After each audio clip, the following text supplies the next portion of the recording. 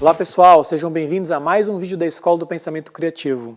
No vídeo de hoje a gente vai falar sobre destinação de recursos para projeto cultural.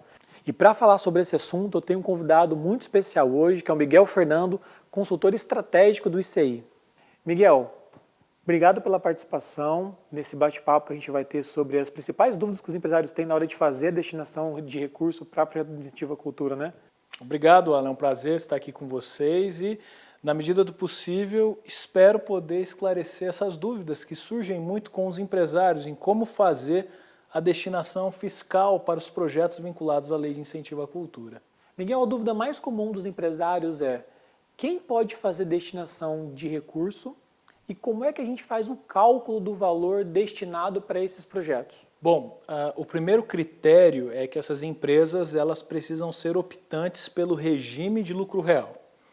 Então, quando a gente diz isso, a nossa margem de possibilidades de empresa reduzem bastante. Mas nem por isso nós deixamos de ter empresas que se enquadram nessa categoria. Então não importa o tamanho da cidade, você sempre vai ter uma farmácia, um posto de combustível, um supermercado, para citar alguns exemplos de empresas que são optantes por força de lei do regime de lucro real.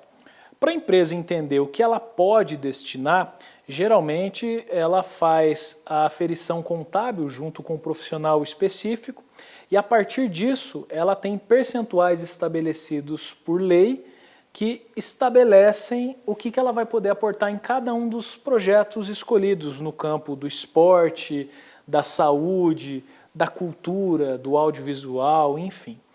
Mas em resumo, falando especificamente sobre a Lei de Incentivo à Cultura, a empresa ela pode destinar até 4% do imposto de renda devido para os projetos aprovados nessa plataforma do governo federal. O que é importante para o empresário e para o contador estar sempre atento é que ele vai fazer essa destinação de 4% do imposto de renda devido sempre sobre o cálculo e a incidência do imposto de renda que é tributado sobre 15% do lucro da empresa.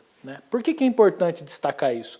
Porque quando o resultado apresenta um valor superior a R$60 mil, isso é estabelecido pela Receita Federal, e suas instruções e orientações técnicas, ele não vai ser tributado apenas em 15%, ele vai ter uma incidência de mais 10%.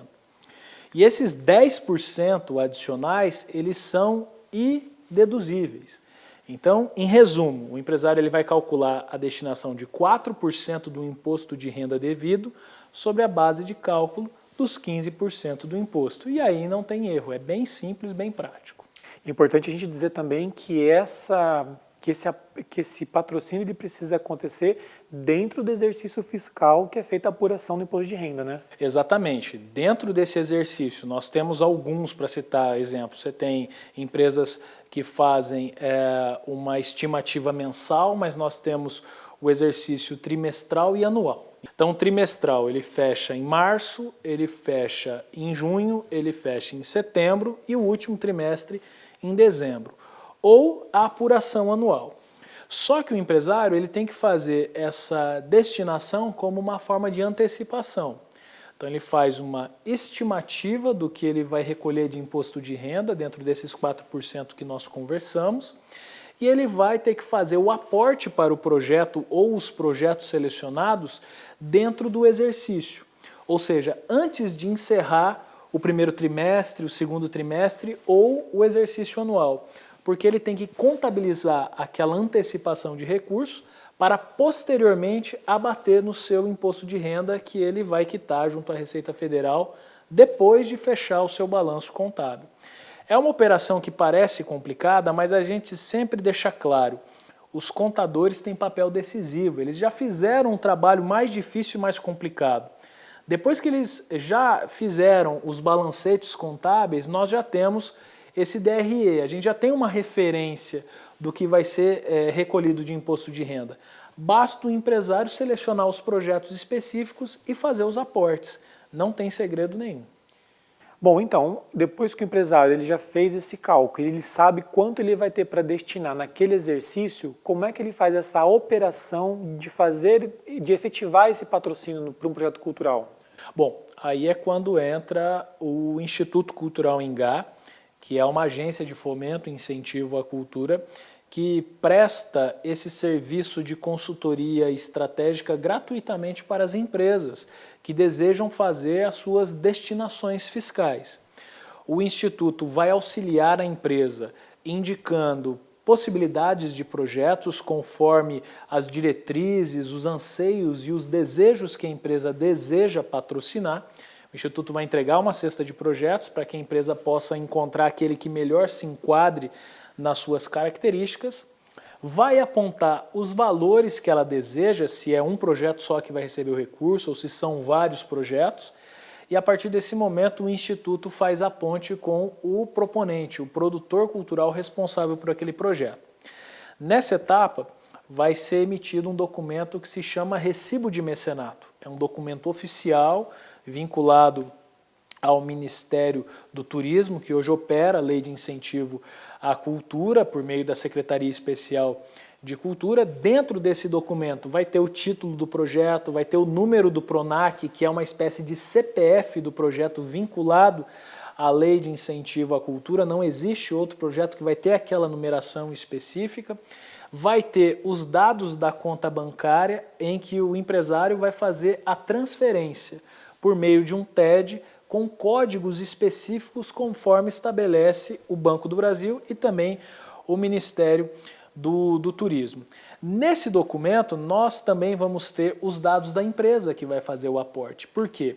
Junto desse documento, que é o recibo de mecenato, mais o extrato ou comprovante da transferência bancária, o empresário, junto com o seu contador, tem condições documentais e legais de fazer a sua renúncia fiscal posteriormente. Porque são duas etapas. A primeira é a destinação, que é quando ele faz a transferência para o projeto, e quando ele converte essa destinação na renúncia fiscal, que é quando ele declara para a Receita Federal que ele fez uma antecipação de uma determinada conta, na Lei Rouanet, por exemplo, Lei Nacional de Incentivo à Cultura, e ele converte isso, que foi uma destinação, para a renúncia fiscal daquele valor específico. É uma operação muito simples, não tem segredo, muito prática e, o mais importante, totalmente automatizada. A gente consegue acompanhar cada um dos projetos quase em tempo real nas plataformas do Ministério. Uma delas especificamente é o SALIC, que nos dá a transparência do projeto. E o Instituto Cultural Ingá está à disposição para auxiliar os empresários nessa operação. É importante a gente dizer também que o empresário, se ele optar por fazer a renúncia fiscal, de qualquer forma ele teria que fazer o pagamento desse imposto. E nesse caso o recurso está ficando na cidade, né? Ela movimenta a economia local, gera impacto social, profissionaliza a classe artística da cidade, né? Eu acho que isso que é interessante a gente salientar para as empresas locais. Não, sem dúvida. Nossos presidentes que já passaram pelo Instituto Cultural Ingá têm um lema de que não importa o valor que a empresa tenha para destinar, de R$10 a R$1 milhão, que ela faça, que a gente crie essa cultura de segurar o recurso na nossa cidade. Porque quando você acaba fazendo o recolhimento do imposto de renda, ele vai para o governo federal e a gente não sabe quanto tempo ele leva para voltar para a nossa cidade em benefícios de infraestrutura, em serviço, e se vai voltar para a nossa cidade.